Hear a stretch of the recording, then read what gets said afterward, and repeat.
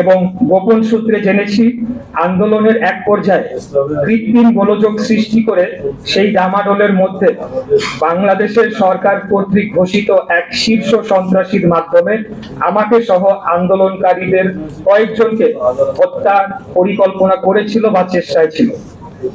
কথিত আছে সে এনসিপিতে যোগদান করেছে বা করবে।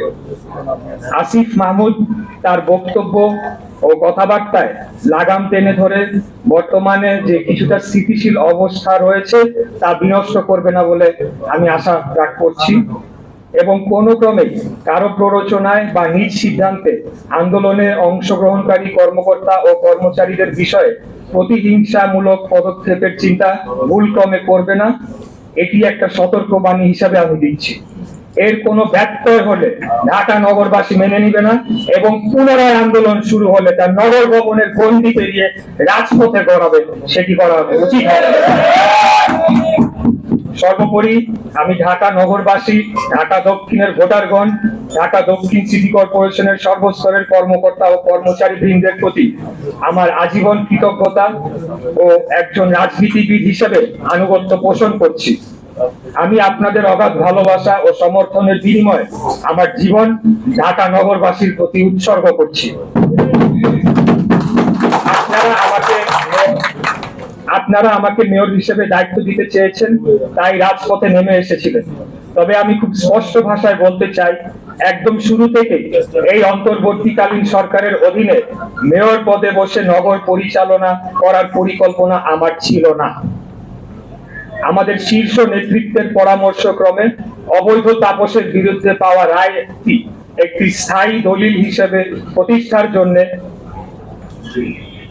আইনের শাসনের চূড়ান্ত বিজয়ের একটি প্রমাণ হিসেবে রাখার জন্য সিদ্ধান্ত নেওয়া হয়।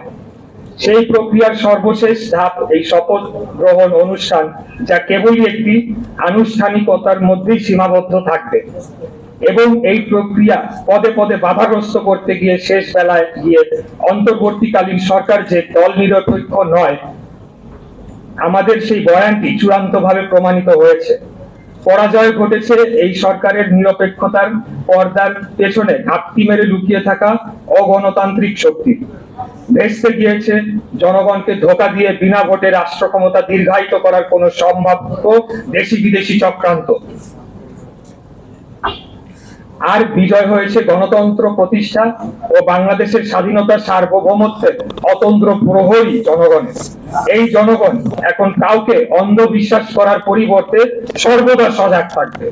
আমরা এই জনগণকে সুসংগঠিত করে ফ্যাসিবাদ পরবর্তী বাংলাদেশের গণতান্ত্রিক উত্তরণের যাত্রাকে অবশ্যই সফল করবো ইনশাআল্লাহ।